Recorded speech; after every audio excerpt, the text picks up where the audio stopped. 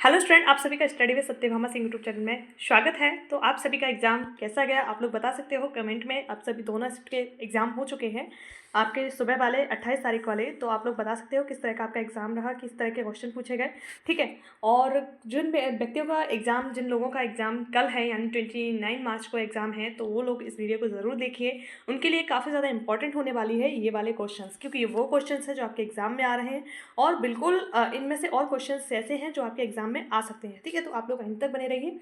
और पहला क्वेश्चन अपना क्या कहता है, चलो देखते हैं पहला क्वेश्चन। अधिगम का सबसे सामान्य परिभाषा क्या है? बताइए। जो सामान्य परिभाषा है अधिगम की, अधिगम का अर्थ पहले जान लीजिए। सीखना, किसी चीज़ को सीखने की प्रक्रिया क्या कहलाती है? आत्मा व सीखना क्या होता है आपका? सीखना अधिगम कहलाता है। तो बताइए, अधिगम का सबसे सामान्य परिभाषा क्या है? नकल है, ज्ञान का संचय है, मनोवैज्ञानिक परिवर्तन है, या फिर व्यवहार में स्थायी परिवर्तन है। तो व्यवहार में स्थायी परिवर्तन आपका क्या कहलाता है? अधिगम कहलाता है, ठीक है। नेक्स्ट क्या है? किस सिद्धांत के अनुसार अधिगम तब होता है जब व्यक्ति को विशेष प्रक्रिया प्रतिक्रिया के लिए एक संकेत मिलता है? किसके लिए संकेत मिलता है? क्लासिकल कंडीशनिंग के लिए, ऑपरेटर कंडीशनिंग के लिए, सामाजिक अधिगम के लिए, संज्ञात्मक अधिगम के लिए। तो थोड़े सिद्धांत से भी एक दो क्वेश्चंस आ रहे हैं, तो अपन अगर कुछ इंपॉर्टेंट सिद्धांत को कर लेते हैं तो अपने क्वेश्चंस बनने लगेंगे। तो option number A, classical conditioning, ठीक है, ध्यान रखना है। तो 10-15 क्वेश्चन ही अपन इस तरह के करेंगे, बाकी क्वेश्चन अपने और सिलेबस से रहेंगे, ठीक है। नेक्स्ट है, कंडीशनिंग का सिद्धांत किसने प्रस्तुत किया था? जो कंडीशनिंग का सिद्धांत है वो किसने प्रस्तुत किया था? तो बताइए। डब्ल्यू वॉटसन ने, या फिर बी.एफ. स्किनर ने, या आइवा पॉवलोव ने, एरिक्सन ने, ठीक है। किसने किया था? ये किया था आइवान पॉवलोव ने। पॉवलोव का है कंडीशनिंग का सिद्धांत, ठीक है, ध्यान रखना है। इंपॉर्टेंट है ये सारे सिद्धांत आपके एग्जाम के लिए। नेक्स्ट है, किस सिद्धांत में प्रेरणा और पुरस्कार के उपयोग से अधिगम को बढ़ाया जाता है? तो काफ़ी ज़्यादा इंपॉर्टेंट है, ऐसा कौन सा सिद्धांत है जिसमें प्रेरणा और पुरस्कार है उससे उपयोग से अधिगम को बढ़ाया जा सकता है? ऑपरेशन कंडीशनिंग, सांस्कृतिक अधिगम, या सोशल लर्निंग, या वर्धित कंडीशनिंग। तो क्या हो सकता है? ऑपरेंट कंडीशनिंग इसका आंसर है, ठीक है। तो ये वन लाइनर फैक्ट है, तो हमें थोड़ा याद करने पड़ेंगे। किसे सामाजिक अधिगम सिद्धांत प्रस्तुत किया था? तो कौन व्यक्ति है जिसने सामाजिक अधिगम सिद्धांत प्रस्तुत किया? जॉन डोएवी, अल्बर्ट बंदूरा, या लेव विगोत्स्की, या बी.एफ. स्किनर। तो कौन है आप बताइए? बी.एफ. स्किनर है आपके। और किसने जो प्रस्तुत किया था अधिगम सिद्धांत? वो है अल्बर्ट बंदूरा ने प्रस्तुत किया था, ध्यान रखना है। नेक्स्ट है, वह प्रक्रिया जिसमें व्यक्ति एक भूमिका निभाने और देख परख करने और बाद में उसे अपनाने के द्वारा अधिगम करता है, उसे क्या कहा जाता है? तो बताइए, उसे कहा जाता है अवलोकन अधिगम, ठीक है। तो थोड़ा बोरिंग लग रहा होगा क्योंकि प्रश्न ही इस प्रकार के हैं। क्या कर सकते हैं, एग्जाम में पूछे जा सकते हैं। किस अधिगम सिद्धांत के अनुसार व्यक्ति विचार और अनुभव के आधार पर ज्ञान और समझ का निर्माण करता है? तो क्या करता है? ज्ञान और समझ का निर्माण संज्ञात्मक अधिगम के आधार पर, ठीक है। किस सिद्धांत में व्यक्ति के नए अनुभवों के आधार पर मानसिक और संरचनात्मकता का निर्माण करना सिखाया जाता है? तो ये प्याजे तो बहुत इंपॉर्टेंट है, ठीक है, ध्यान रखना है। प्याजे को बहुत अच्छे से, संज्ञानात्मक विकास का सिद्धांत इन्हीं के द्वारा दिया गया था। अधिगम किसी सकारात्मक प्रतिक्रिया किस सिद्धांत से संबंधित है? जो अधिगम के लिए सकारात्मक प्रक्रिया है वो किस सिद्धांत से संबंधित है? तो कंडीशनिंग से, संज्ञात्मक अधिगम से, ऑपरेटिंग कंडीशनिंग से, अवलोकन अधिगम से। ठीक, कौन सा है? तो ऑपरेंट जो कंडीशनिंग है उससे संबंधित है। किस सिद्धांत के अनुसार बच्चों का विकास समाज और सांस्कृतिक अनुभवों से प्रभावित होता है? तो ये किसने बोला था कि बच्चों का विकास है वो समाज का और सांस्कृतिक जो अनुभव है उन दोनों से प्रभावित होता है? पियाजे का विकासात्मक सिद्धांत बोलता है, या फिर विकोत्स्की का सांस्कृतिक सिद्धांत बोलता है, या बेंडूरा का सामाजिक अधिगम, या गार्डन का सिद्धांत? तो ये विकोत्स्की का सांस्कृतिक सिद्धांत बोलता है, ठीक है। नेक्स्ट क्या है? अब बच्चों के शारीरिक विकास से संबंधित प्रश्न है जो एग्जाम के लिए काफ़ी ज़्यादा इंपॉर्टेंट है। अगर किसी ने चैनल सब्सक्राइब नहीं किया तो कर लीजिए, आपको उस पहले वीडियो का नोटिफिकेशन मिल जाएगा ताकि आप लोग समय पर देख सकें। बच्चों के शारीरिक विकास में सबसे महत्वपूर्ण तत्व कौन सा है? तो आपको पता है, न्यूट्रिशन बच्चे के विकास में बहुत ही इंपॉर्टेंट रोल करता है। अगर लैक ऑफ न्यूट्रिशन हो जाए, आप में न्यूट्रिशन की कमी हो जाए, तो आप में क्या क्या चीज़ें हो सकती हैं? देखो, कुपोषण आप लोगों में हो सकता है न्यूट्रिशन की कमी से। कुपोषण एक गंभीर समस्या है। सबसे ज़्यादा मध्य प्रदेश में कुपोषण पाया जाता है, और किस डिस्ट्रिक्ट में पाया जाता है? तो श्योपुर में पाया जाता है, ठीक है, ध्यान रखना है, श्योपुर में पाया जाता है। मध्य प्रदेश का सबसे गरीब जिला कौन सा है? अलीराजपुर आ सकता है। यहाँ पर सबसे ज़्यादा जनजाति जनसंख्या आपकी प्रतिशतता में पाई जाती है, परसेंटेज में। अगर एरिया वाइज सबसे ज़्यादा एरिया वाइज क्षेत्रफल में पूछा जाए तो आपका धार जिला आपका टॉप पर आ जाएगा। ध्यान रखना है दोनों चीज़ें, अगर जनसंख्या से यहाँ से प्रश्न आते हैं तो। नेक्स्ट है, इसका देख लीजिए, पोषण क्या क्या करता है, हड्डियाँ मांसपेशियाँ आदि का, विटामिन खनिज प्रोटीन बच्चों के शारीरिक स्वास्थ्य को बनाए रखता है। ठीक है, तो वही सी चीज़ें जो मैंने आपको बताई थी।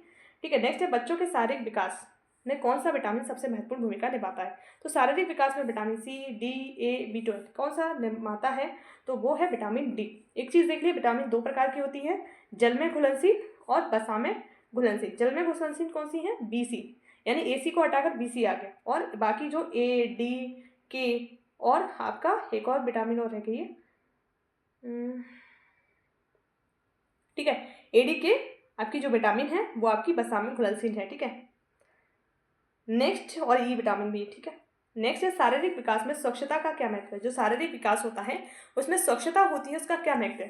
शारीरिक शक्ति में वृद्धि के लिए, शरीर के अंगों का सही कामकाज के लिए, या मानसिक संतुलन के लिए, मोटापा के लिए। तो स्वच्छता क्यों जरूरी है बताइए। शरीर के अंगों का सही कामकाज के लिए स्वच्छता जरूरी है। ठीक है, स्वच्छता से हमें रोग नहीं होंगे, हमारे शरीर को ऊर्जा प्रदान होगी। ठीक है, नेक्स्ट है किस विकासात्मक खेल कहा जाता है, मतलब किसे विकासात्मक खेल कहा जाता है जो बच्चों के शारीरिक विकास में सहायक होते हैं। मस्तिष्क खेल, शारीरिक खेल, मानसिक खेल, सामाजिक खेल। तो कौन से खेल हैं जो विकासात्मक खेल कहे जाते हैं, तो आंसर है शारीरिक खेल। ठीक है, ध्यान रखना है, जिससे बच्चे को काफ़ी ज़्यादा मांसपेशियाँ मजबूत होती हैं और शरीर लचीलापन होता है, शरीर में फ्लेक्सिबिलिटी आ जाती है, एक्सरसाइज करने से सहन शक्ति बढ़ जाती है, समन्वय कोऑर्डिनेशन बढ़ जाता है। बच्चा के जो आपका बच्चा एक्सरसाइज करता है वो बच्चा काफ़ी ज़्यादा एक्टिव होता है, कई सारे रोगों से लड़ने की उसकी क्षमता बढ़ जाती है। नेक्स्ट है बच्चों के शारीरिक विकास में कौन सा तत्व मानसिक विकास के लिए सहायक करता है। जो मानसिक विकास में सहायक करता है, मानसिक तनाव, शारीरिक व्यायाम या फिर सामाजिक समर्थन। नेक्स्ट क्या है, पोषण। तो आपका क्या करेगा, सामाजिक समर्थन। ठीक है, ऑप्शन सी। नेक्स्ट क्या है, बच्चों के शारीरिक विकास में कैल्शियम का क्या महत्व है। तो कैल्शियम आपका क्या करता है, हड्डी, ऑप्शन आपके पास में 4 है, यह हड्डी और दांतों को मजबूत विकास के लिए आवश्यक है, या फिर यह शरीर को ऊर्जा प्रदान करता है, यह रक्त संचार को सुधार करता है, या मांसपेशियों को सशक्त बनाता है। तो ये क्या करता है, हड्डियों और दांतों को मजबूत करता है। और विटामिन डी में आपका कैल्शियम पाया जाता है, इसकी कमी से क्या हो जाता है, रिकेट्स नाम का रोग हो जाता है, और ऑस्टियोपोरोसिस, 2 रोग आपके हो जाते हैं कमी से। ठीक है, आपके दांतों के लिए भी कैल्शियम इंपॉर्टेंट है, हड्डियों को मजबूती के लिए इंपॉर्टेंट है। तो व्याख्या भी अपनी यही है। बच्चों में शारीरिक विकास में व्यायाम का क्या महत्व है। यह मानसिक विकास को प्रभावित करता है, शारीरिक शक्ति को बढ़ाता है, या बच्चों को ऊब महसूस कराता है, या बच्चों में वजन को बढ़ाता है। क्या करता है शारीरिक व्यायाम, तो बताइए, शारीरिक शक्ति को बढ़ाता है। ठीक है, व्यायाम हर व्यक्ति को करना चाहिए, इससे क्या आपकी मांसपेशियां मजबूत रहती हैं, आपकी हड्डियों में ताकत आता है, आप एनर्जेटिक फील करते हो, आपको नींद नहीं आएगी आप एक्सरसाइज करोगे तो। किस प्रकार का भोजन बच्चों को शारीरिक विकास के लिए सर्वोत्तम है। तो कौन सा भोजन सर्वोत्तम है, अधिक शक्कर वाला भोजन, संतुलित आहार, अधिक तला हुआ भोजन, या केवल फल और सब्जियां। तो इसमें संतुलित भोजन। तो संतुलित भोजन क्या होता है वो आप देख लीजिए, व्याख्या में ये देखो दिख रहा है। संतुलित आहार बच्चों के शारीरिक विकास के लिए सबसे अच्छा होता है। इसमें सभी आवश्यक पोषक तत्व जैसे प्रोटीन है, विटामिन है, खनिज है, कार्बोहाइड्रेट शारीरिक विकास के लिए सहायक होते हैं। तो सभी तरह का संतुलित भोजन आपको खाना चाहिए, सभी तरह के तत्वों का जो हमारे शरीर के लिए एक बैलेंस डाइट होती है वो होना चाहिए, जिससे हमारा विकास अवरुद्ध नहीं होता है। नेक्स्ट है वह प्रक्रिया जिसमें बच्चों को अधिक सक्रिय और स्वस्थ बनाने के लिए शारीरिक गतिविधियां प्रदान की जाती हैं और क्या कहलाती हैं। शारीरिक शिक्षा, सामाजिक विकास, मानसिक शिक्षा, या स्वच्छता विकास। क्या कहलाती हैं, शारीरिक शिक्षा। ठीक है, शारीरिक शिक्षा बच्चे के विकास के लिए काफ़ी ज़्यादा इंपॉर्टेंट है। बच्चों में शारीरिक विकास में नींद का क्या महत्व है। नींद का महत्व पूछ रहे हैं भैया, कई लोग बच्चे खुश हो गए होंगे नींद का नाम सुनते ही, क्योंकि उनको सबसे ज़्यादा प्रॉब्लम रहती है। जो स्टूडेंट पढ़ाई करता है वो बेचारे सही से सो नहीं पाते हैं। ठीक है, तो उनको नींद की परेशानी रहती है। तो यह केवल मानसिक स्वास्थ्य में मदद करता है नींद, यह मांसपेशियों के विकास में मदद करता है, शरीर में ऊर्जा देता है या विकास को बढ़ावा देता है, या फिर केवल हड्डियों के विकास में मदद करता है। तो शारीरिक विकास में नींद क्या करता है, तो आप लोगों के लिए सभी के लिए इंपॉर्टेंट प्रश्न है। तो यह क्या करता है, आपके शरीर में ऊर्जा देता है और विकास को बढ़ाता है। जब आप लोग सही से सोते नहीं हो तो सभी लोग फील करते हो, एनर्जी हमारे लेवल में बहुत कम हो जाती है, कई आंखें दर्द करती हैं, तो किसी का सिर दर्द करता है। तो इसलिए पर्याप्त मात्रा में नींद लेना बहुत ज़रूरी है। ठीक है, नींद के बिना हम जब कम नींद लेंगे तो हम कोई कार्य कर ही नहीं पाएंगे, इसलिए 6 से 7 घंटे डेली सोना चाहिए। फिर बाकी आपके जीवन में जितने भी घंटे बचते हैं उनमें अपनी पढ़ाई कीजिए, अपनी फैमिली को टाइम दीजिए, बाकी सब आप लोग कर सकते हो। नेक्स्ट है निःशक्तजन बच्चों का सही विकास किस प्रकार सुनिश्चित किया जा सकता है। तो किस प्रकार सुनिश्चित किया जा सकता है, शारीरिक उपचार से, मानसिक सहायता से, सामाजिक समावेशन से, सही या सभी सही है। तो कौन सा है, सभी उत्तर सही है इसके। ठीक है, निःशक्तजन बच्चे कौन होते हैं? जो आपके किसी न किसी कारण यानी अक्षम होते हैं, उस किसी कार्य को, कोई आँख से होता है, कोई कान से होता है, कोई फिज़िकली होता है, तो वो ऐसे बच्चों को निःशक्तजन या दिव्यांग बच्चे कहा जाता है, ठीक है। निःशक्तजन बच्चों को विशेष शिक्षा प्रदान करने का उद्देश्य क्या है? उन्हें समाज से अलग करना है, या फिर उनकी मानसिक स्थिति में सुधार करना है, उन्हें समाज में आत्मनिर्भर और समान अधिकार प्रदान करना है, या उन्हें केवल शारीरिक उपचार देना है? तो आप सभी बताइए इसका क्या होगा? मैंने आपको बताया निःशक्तजन बच्चे कैसे होते हैं, तो इसका आंसर क्या होगा? ऑप्शन नंबर सी, उन्हें समाज में आत्मनिर्भर और समान अधिकार प्रदान करना है, ठीक है। नेक्स्ट क्या है? विशेष शिक्षा का उद्देश्य निःशक्तजन बच्चों को आत्मनिर्भर बनाना और समाज में समान अवसरों और अधिकारों से लैस करना है, ठीक है। नेक्स्ट क्वेश्चन अपना क्या है? निःशक्तता शब्द का अर्थ क्या है? पूछा जा सकता है। निःशक्तता शब्द है, उसका अर्थ क्या है? मानसिक विकास में रुकावट, शारीरिक विकास में कमी, या शारीरिक मानसिक दोनों प्रकार का है? तो दोनों प्रकार का कमी होती है, ठीक है। शारीरिक भी हो सकती है, मानसिक भी हो सकती है, मेंटली डिसऑर्डर भी बच्चे को हो सकता है। निःशक्तजन बच्चों के लिए कौन सा उपकरण शारीरिक स्वतंत्रता में मदद करता है? व्हील चेयर, लैपटॉप, संगीत उपकरण, वाचन सामग्री।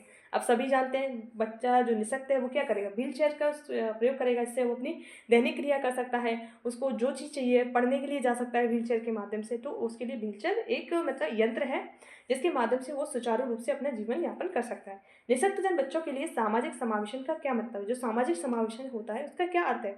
उन्हें समाज ने बच्चों से अलग रखना, या उन्हें समाज में समान अवसर और अधिकार देना, केवल स्कूल में उन्हें शिक्षित करना, उन्हें केवल विशेष स्कूल में रखना। तो क्या है? उन्हें समाज में समान अवसर और अधिकार देना समावेशन का उद्देश्य है, ठीक है।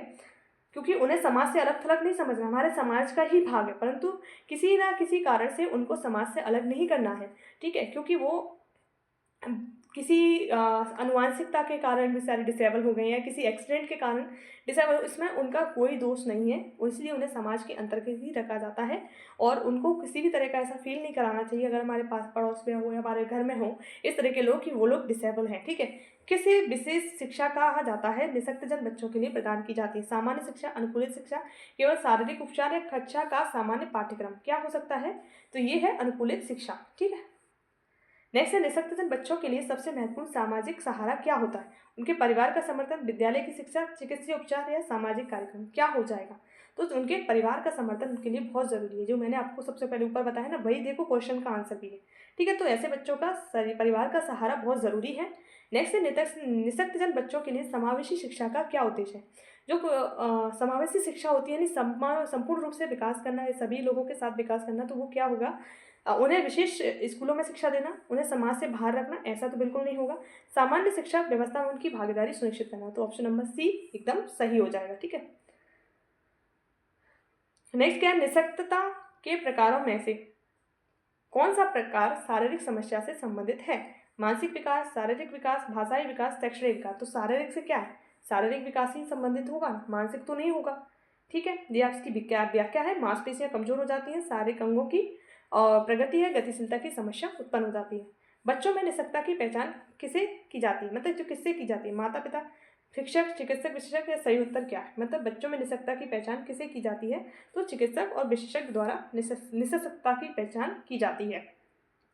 दिव्यांग शब्द का प्रयोग किसके लिए किया जाता है? मानसिक रूप से कमजोर व्यक्ति के लिए, शारीरिक रूप से सक्षम व्यक्ति के लिए, या फिर मानसिक और शारीरिक दोनों के लिए किया जाता है, ठीक है। ध्यान रखना है, ये भी इंपॉर्टेंट है। नेक्स्ट है भारत में दिव्यांगों के अधिकारों को सुनिश्चित करने के लिए कौन सा कानून लाया गया? तो दिव्यांग अधिकार अधिनियम, या फिर विकलांगता के अधिकार अधिनियम, या समानता का अधिनियम? कौन सा लेके आया गया? तो दिव्यांग अधिकार अधिनियम लेके आया था, 2016 का अधिनियम है, ध्यान रखना है, ठीक है। नेक्स्ट क्या है? भारत में ये उसी से संबंधित बताए गए अधिकार 2016 का, देखो लिखा है किसे दिव्यांगता माना जाता है? तो किसे दिव्यांगता माना जाता है? शारीरिक विकलांगता, मानसिक विकलांगता, या फिर शारीरिक मानसिक विकलांगता जो व्यक्ति के सामान्य जीवन में रुकावट डालती है, जब व्यक्ति की शारीरिक शक्ति बढ़ती है। तो ये है ऑप्शन नंबर सी, ठीक है। ध्यान रखना है, आपका ये व्याख्या में भी यही सब दिया हुआ है जो मैं आपको समझा रही हूँ, ठीक है। समावेशी विकास शिक्षा का उद्देश्य क्या है? समावेशी जो शिक्षा होती है उसका उद्देश्य क्या है, ठीक है। बच्चों को, दिव्यांग बच्चों को केवल विशेष स्कूल शिक्षा देना, या दिव्यांग बच्चों को सामान्य शिक्षा व्यवस्था में शामिल करना, या दिव्यांग बच्चों को समाज से अलग रखना है, या दिव्यांग बच्चों को केवल शारीरिक उपचार देना है? तो ऑप्शन नंबर बी इसका आंसर हो जाएगा, क्या? ऑप्शन नंबर बी, ठीक है। एक और क्वेश्चन अपना बचा हुआ है इसी से संबंधित, वो है दिव्यांगजनों के लिए समान अवसर किसका हिस्सा है? दिव्यांग लोगों के लिए जो समान अवसर है वो किसका हिस्सा है? केवल शिक्षा का, केवल चिकित्सा का, समग्र समाज और जीवन के सभी पहलुओं का? तो ये सभी पहलुओं का है, ठीक है। तो अब अपन ने जो जितने भी क्वेश्चन किए वो आपने दिव्यांग बच्चों से संबंधित किए, क्योंकि यहाँ से प्रश्न बहुत ज़्यादा आ रहे हैं। तो यहाँ से जो प्रश्न आ रहे हैं उनका लेवल टफ नहीं है, सिर्फ स्टेटमेंट दिया है कि ऐसा है, ऐसा है, तो आपको वो सब मैंने आपको करा दिए हैं। किस तरह का परिवर्तन आप उनको देखा जाता है, सिर्फ आपको घुमा के क्वेश्चन पूछ रहा है। तो उस तरह के ऑप्शन अपन ने भी डाले हैं, लगभग मिलते जुलते क्वेश्चन। अगर आपको दिव्यांग बच्चों के बारे में थोड़ा बहुत भी पता है तो आप उस क्वेश्चन को ईजिली सही कर सकते हो। तो इस प्रकार से हमने निःशक्तजन बच्चे आपके जो होते हैं उनसे संबंधित काफ़ी ज़्यादा एमसीक्यूज कर लिए हैं। और यहाँ से अगर प्रश्न आता है तो 10 से 15 नंबर का आपका यहाँ से आ रहा है ना, तो आपका ये पोर्शन बिल्कुल भी गलत नहीं होने वाला है। यहाँ से आपके 100% क्वेश्चन बनेंगे। तो आप इसको पूरा ये बाल जो शारीरिक विकास वाला चैप्टर है वहाँ से कंप्लीट होता है आपका ये एमसीक्यूज। बाकी कुछ और बचे होंगे तो अपन नेक्स्ट वीडियो में कंप्लीट करेंगे। ठीक है, तो आप लोग चैनल पर एंड तक बने रहने के लिए आप सभी का धन्यवाद। और आपने चैनल को सब्सक्राइब नहीं किया है तो प्लीज़ कर लीजिएगा, और लाइक शेयर भी कर दिएगा साथ में, ताकि और लोगों को भी नोटिफिकेशन मिले। और लाइक से क्या होता है, थोड़ा मुझे भी मोटिवेशन मिलता है कि हाँ बच्चों को पसंद आ रहा है। ठीक है, तो आप सभी अच्छे से अपना एग्जाम दीजिए, और एग्जाम देने के लिए 2-3 बातों का ध्यान रख लीजिए। पहले तो अपनी जो एग्जाम देने जाओ तो बिल्कुल शांत मन से जाना है, किसी भी तरह का लोड नहीं लेना है। अगर लोड लोगे तो 10 से 15 क्वेश्चन आप गलत करके आने वाले हो। तो ऐसा नहीं करना है, वो क्वेश्चन हम सही करेंगे। अगर हम 170 लेके आ रहे हैं तो 180 हमारे नंबर आएंगे। ठीक है, तो वो सिर्फ आपके लोड और टेंशन के कारण ही आपके 10 नंबर कम हो जाते हैं। जैसे 150 आ रहे हैं तो आपके नंबर 160 आते, वो 10 नंबर आपके क्यों कम हो गए? आपके नंबर इसलिए कम हो गए क्योंकि आपने क्या किया, लोड ले लिया अपने दिमाग पर। टेंशन में आप पेपर दे रहे हो, तो बिल्कुल फ्री माइंड से जाना है कि हाँ मैं एग्जाम दे के आना है, बिल्कुल मस्त मौला होके जाना है। बस ऐसे ही आप एग्जाम देने जाओगे शांत होके तो आप लोग जरूर अच्छा करके आओगे। मेरी शुभकामनाएं आप सभी लोगों के साथ है। और आप लोग सभी लोग महिला पर्यवेक्षक बनो, कुछ पुरुष पर्यवेक्षक भी बनेंगे। तो आप सभी को अग्रिम शुभकामनाएं, सभी को काफ़ी अच्छा एग्जाम दे के आना है। तो जय हिंद, जय भारत।